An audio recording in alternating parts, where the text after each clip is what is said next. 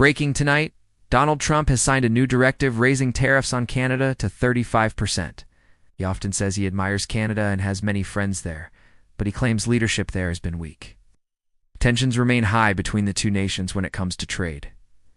U.S. Ambassador Pete Ho remarked that significant work is still required to reach a resolution.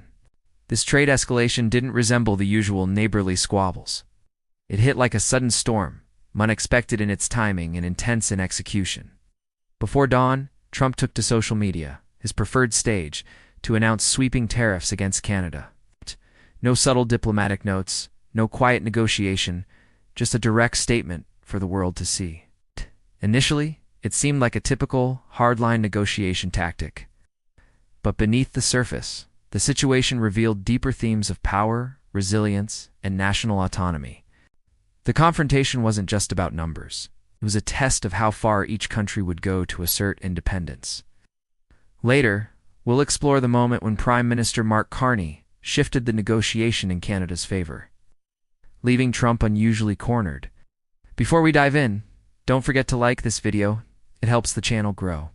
Trump's early moves followed a familiar strategy. He often assumed smaller allies would yield under pressure from Washington. He expected Canada to protest initially and then quietly compromise. The strategy began with verbal attacks in speeches and interviews, framing Canada as harming American farmers. He escalated quickly, warning that trade talks could stall if Ottawa didn't align on foreign policy, particularly regarding Palestinian state recognition. But Canada stayed composed. Carney's officials did not rush or dilute their positions. Instead, they observed carefully, prepared quietly, and relied on timing rather than loud responses. Don't forget to subscribe. Support like yours makes a huge difference. Trump's escalation was unorthodox, even for him. No envoys visited Ottawa. No formal letters were sent. Instead, he posted a late-night message aimed at millions of social media followers, accusing Canada of unfairly targeting U.S. farmers and imposing tariffs over 200%. He argued that because the U.S. provided military protection, economic concessions were expected. The underlying message was clear: sovereignty could be negotiated. What made Canada's situation unique was its independence. Other nations like France, the UK, and Mexico had pursued similar policies without triggering this response.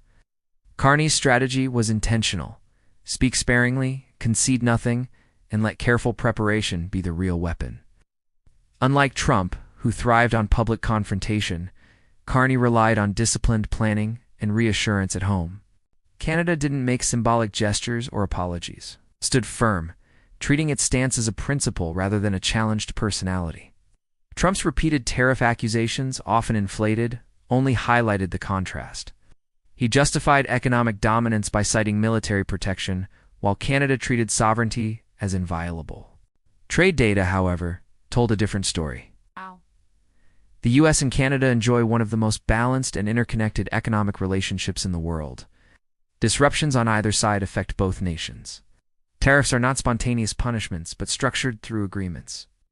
Trump's narrative ignored this history, suggesting the dispute was more about finding an adversary than correcting imbalance. The stage was set for a battle of endurance. Trump's approach relied on intimidation. Carney's relied on measured persistence.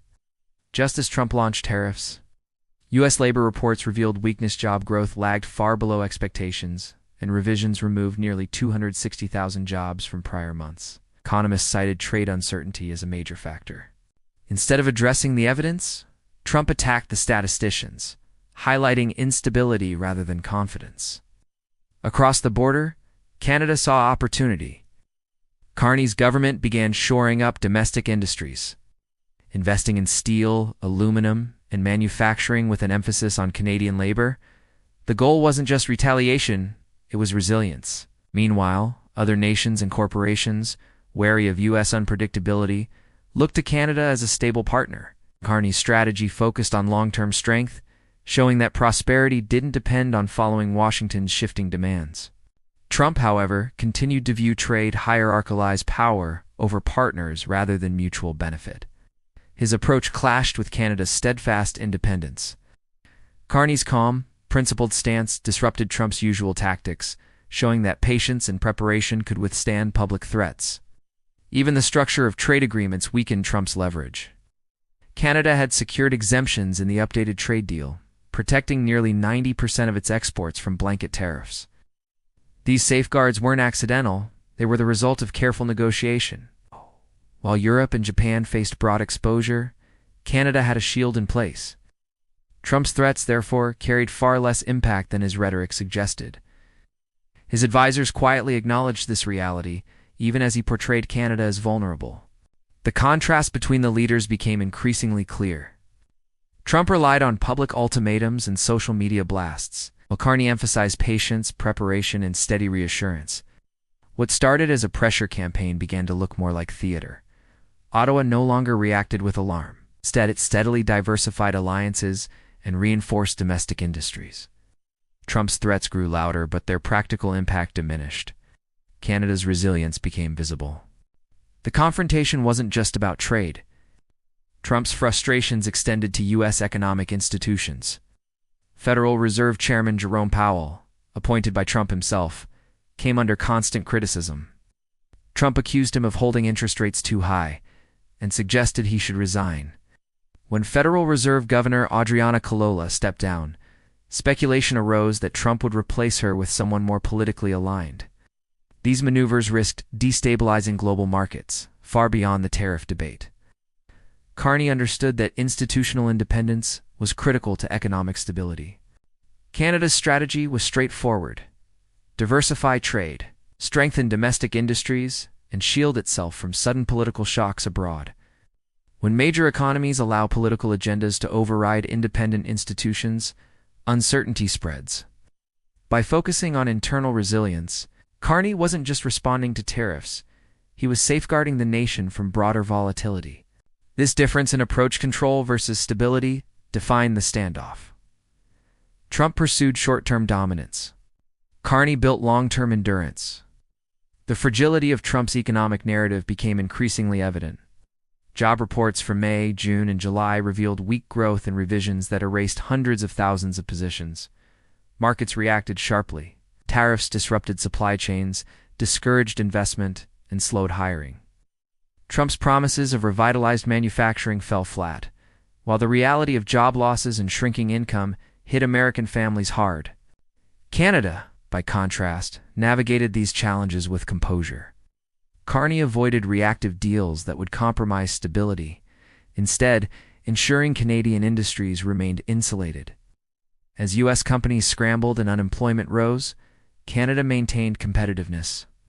The contrast in outcomes reinforced the value of foresight and preparation. Trump's aggressive strategy produced turmoil. Carney's measured approach preserved stability. The turning point came when Carney subtly flipped the negotiation dynamics. Rather than respond to Trump's social media attacks, Canada quietly engaged other international partners. Signaling openness to deeper cooperation beyond the U.S., these efforts, largely unnoticed in headlines dominated by Trump's theatrics, carried real weight. European and Asian nations, unsettled by U.S. unpredictability, welcomed Canada's overtures. Canada's reliance on U.S. markets decreased as these partnerships strengthened. What had been presented as a victim of tariffs now became a sought-after partner. Trump's threats lost leverage. The Canadian government, with strategic foresight, had turned pressure into opportunity. The irony was stark. Tactics meant to assert American power instead highlighted its limits. Sovereignty cannot be bought with threats. Independence exercised patiently proved far stronger than intimidation. The lesson extended beyond this conflict. Strength isn't always loud. Sometimes quiet persistence is the ultimate weapon. Trump's performance-driven strategy had failed to achieve results, and the economic pain in the U.S. was measurable. In 2 months, 250,000 jobs vanished, affecting families and local economies. Meanwhile, Canada's careful planning maintained stability. Each refusal to bend strengthened the principle that Canadian independence was non-negotiable. In the end, the confrontation demonstrated the power of endurance over spectacle. One economy stumbled under impulsive measures, the other flourished under foresight and resilience. Carney's measured, strategic approach turned potential vulnerability into strength, showing that patience, preparation, and principled leadership often outlast aggression. Remember to hit like and subscribe, it supports the channel and keeps you updated on stories like this. Your support truly makes a difference.